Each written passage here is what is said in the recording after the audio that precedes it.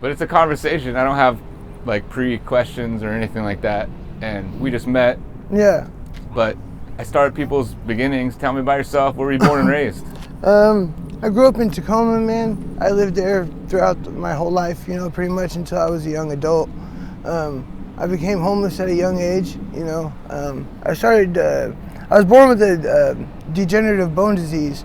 And so through my teenage years, I had, 12 hip surgeries, had a double hip replacement at 17, and growing up as a teenager, and my mom was an addict too, and so was my dad, and so when the doctors and stuff put you on a bunch of medications and you grow up, with that kind of environment, it creates a very distraught relationship with people, you know what I mean? My relationship with both of my parents wasn't healthy, you know what I mean? And so I started taking pills and Valiums, 11, 12, 13, 14, 15. By the time I was 17, I already had 10 hip surgeries, was looking at a double hip replacement. I've been taking Percocets for like 9 years at that time, you know what I mean? And so it created a very unhealthy mindset for a kid, you know what I mean? And so I became homeless at 16, was still having to go under the knife every 6 months, ended up dropping out of school, And so, my mom just recently passed away, and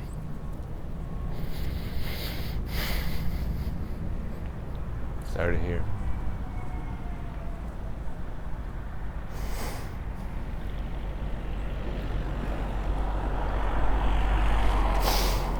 Take your time.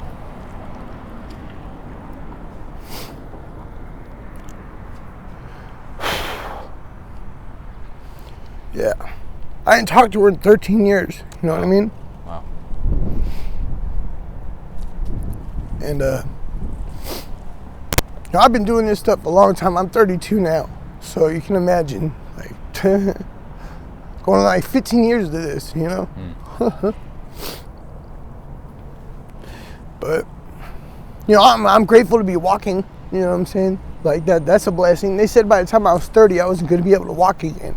Because I got leg calf perthes in my left side, and it developed into pelvic necrosis on both my hips, So I'm supposed to be using a cane, but, I've just learned to deal with it, you know what I mean?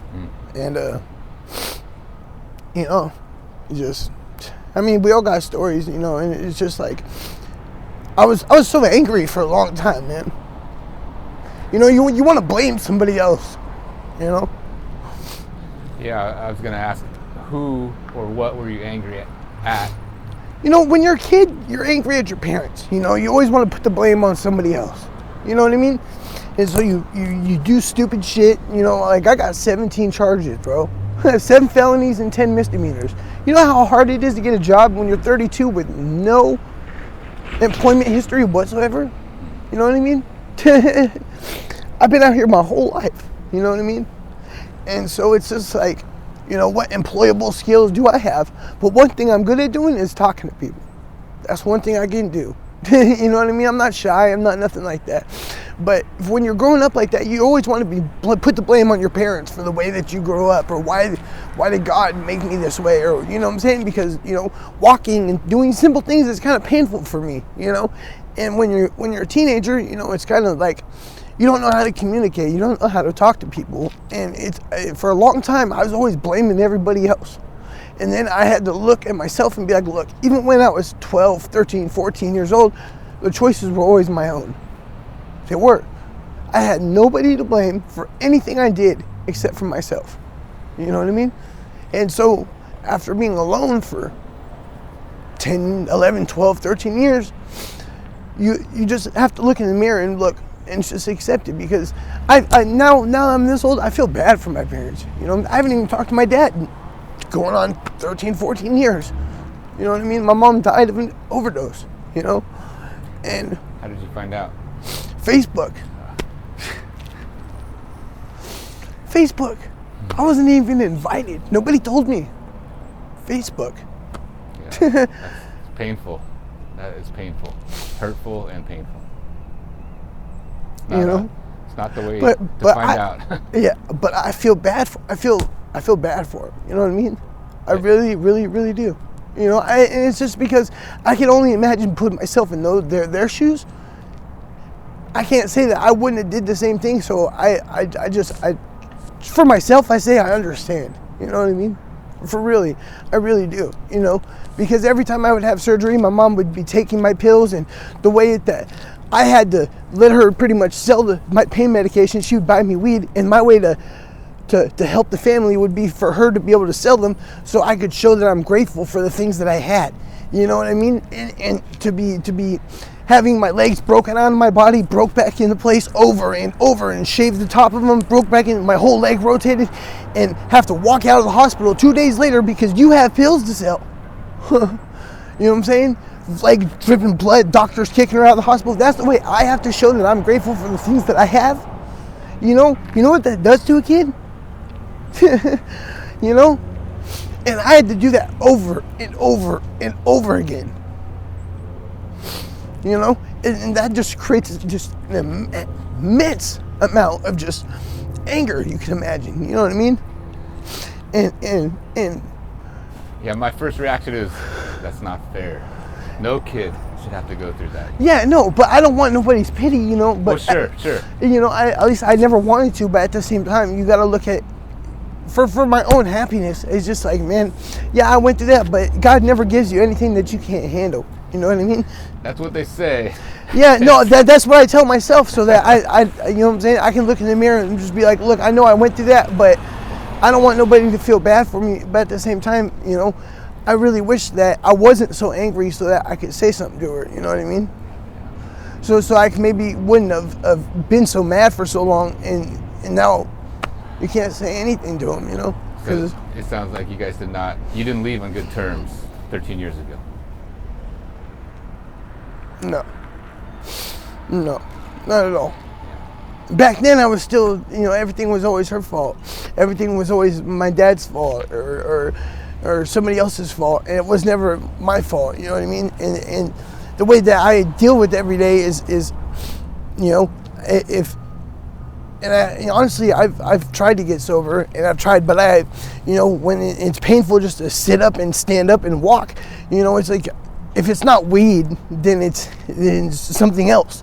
You know what I mean? And it's like, how do you, you know, and it's not that I don't want to be like this, you know, it's just like, why the hell how do you cope with it? You know what I mean? And that's when I found out that, you know, really the opposite of addiction is relationships with people. You know what I mean? Because as long as you feel like you have one person that understands and cares about you, then that's more important than anything. You know what I mean? Really, you know. And at least I'm not using a needle, or at least I'm not dead. You know what I mean? Yeah. So I got to be grateful for those things. Yeah. And sure. You know, I'm just taking it day by day. You know. Who's that person for you? You got that person? My girlfriend. Right on. Yeah. Yep. Is that the person I just met? No, okay, no. That's just my homegirl. My girlfriend's name is Megan. Yeah. She's my rock, man. Really. I mean, she helped me like quit using needles, and I helped her quit using needles. You know, and we're slowly trying to get into the tiny home village, and you know, she's definitely so patient and so caring, man. Really, she dealt with a lot. She dealt with a lot. I'm a snap case, man. But let me tell you what.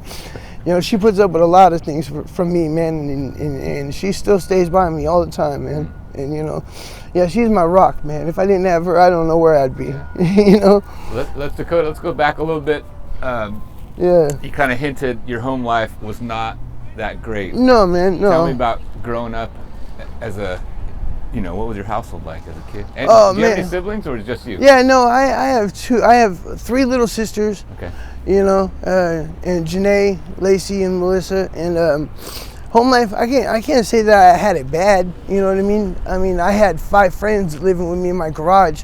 You know, they'd get kicked out from their homes, or, you know, my house was the hangout spot. Everyone called my mom Mother Goose, because you could show up at my house at 3 o'clock in the morning drunk when I was a teenager. My mom would take you in, it don't matter, you know. And so I had 5 friends living with me in my garage. I had an air hockey table, I had a pool table, I had, you know, a home theater system, all just in my garage. We can come and go, and I mean, we could chop cars in my garage. My mom did not care as long as she got a piece of the pie, you know. So it was crazy, man. It was crazy. I grew up in Tacoma over there. They call it Upper Tacoma now, but it's more like the Hilltop neighborhood.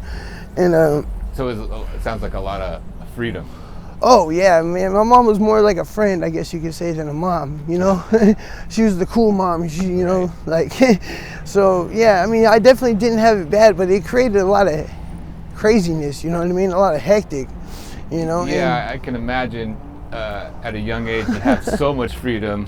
Oh yeah. You might not know where the side rails are. Oh no, I didn't have no side rails, man. I was stealing.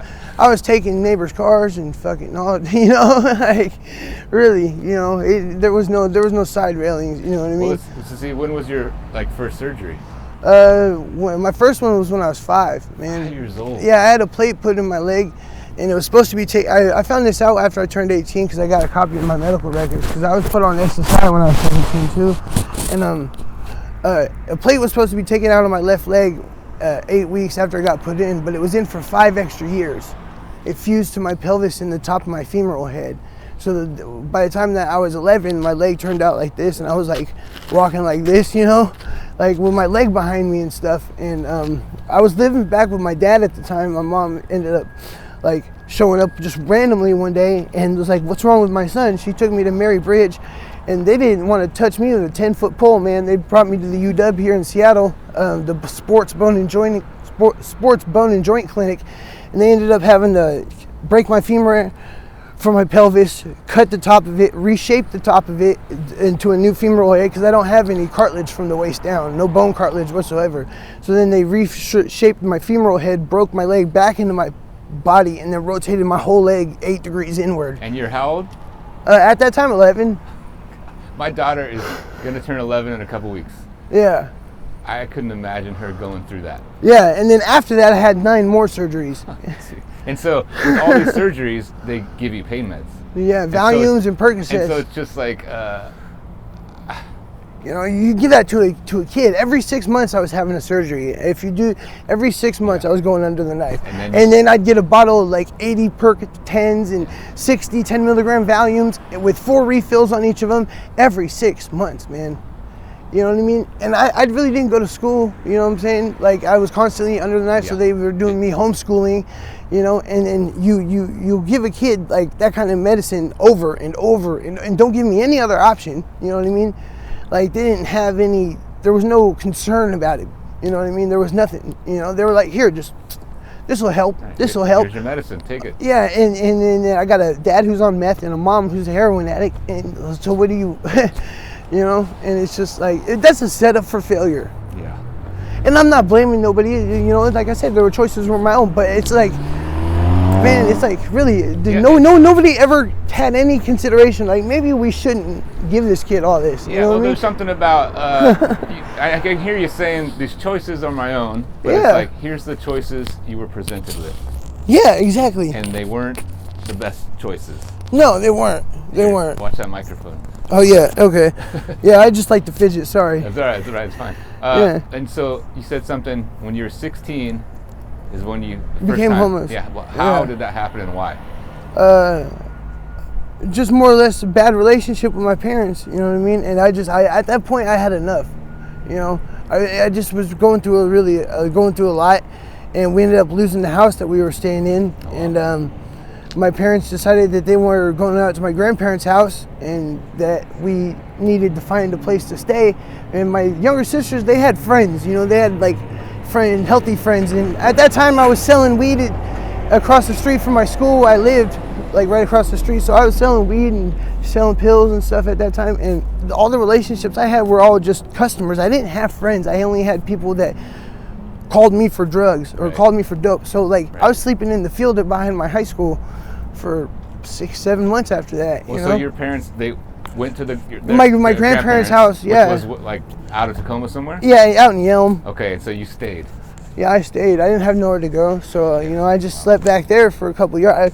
I had to stay an extra year. When I was sleeping back there, one of the counselors found me, and I didn't graduate. I wasn't graduating at that time. I was 19, and she's like, you know, it was pretty much at the end of the year, and then throughout the summer, she would come and visit me and bring me food and stuff like that. So you're going to school and sleeping at your high school. Mm-hmm. Wow. Yeah, I was a 13th grader, man, but I still graduated. Well, you're not alone there. Lots of people do that. But a teacher would visit you. Yeah, she'd bring me food, man. Incredible. And yeah. She never told anybody either. What did that feel like?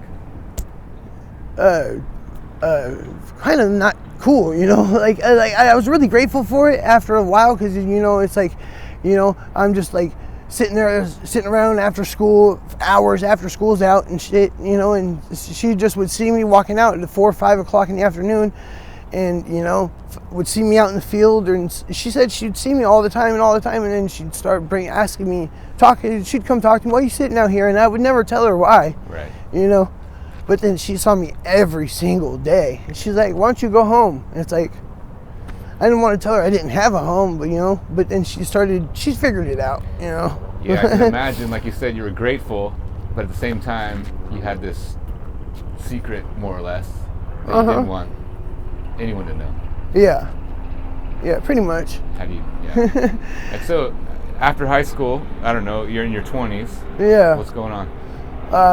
Running amok, man. And then I just was going from Tacoma up to Everett.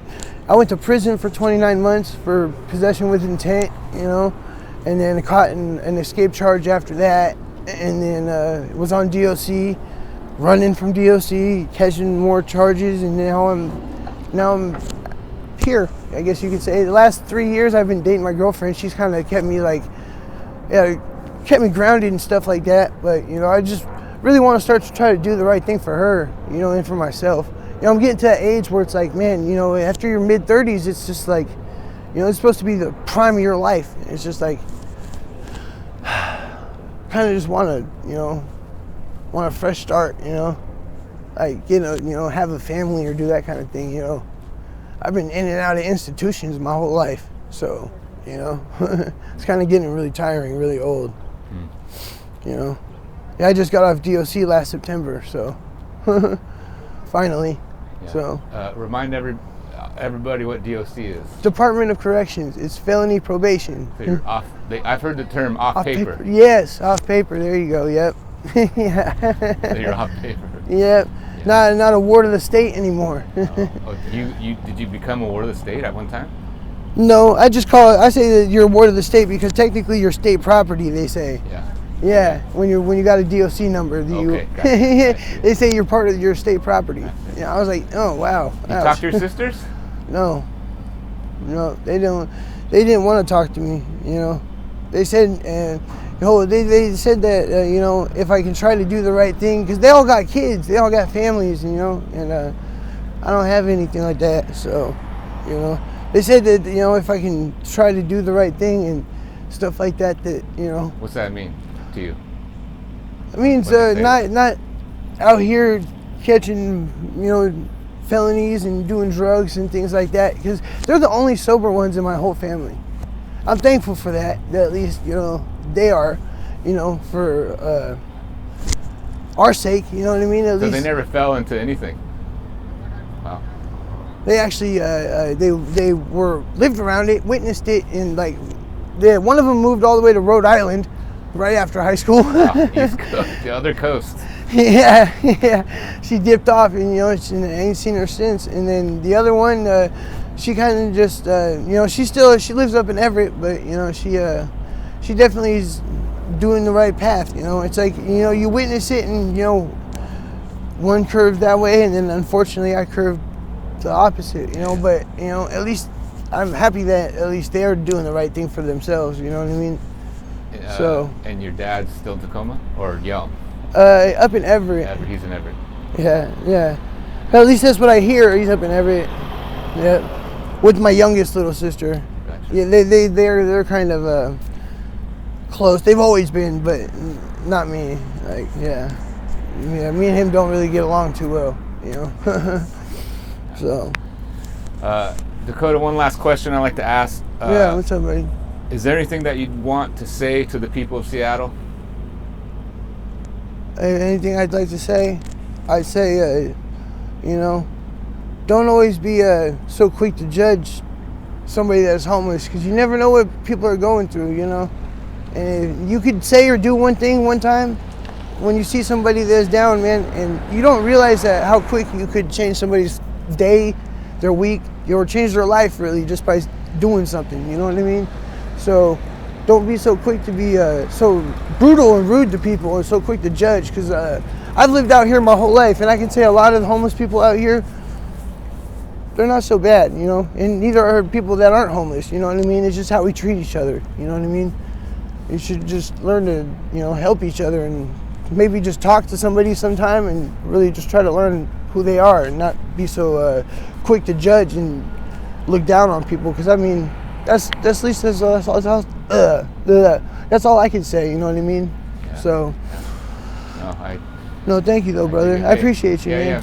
Dakota, thanks for sharing your story. Good to hear your voice, man. Oh yeah, no, thank you. Hang in there, dude. Oh yeah, always, man. You know, Man. I hang in there tight as I can, man.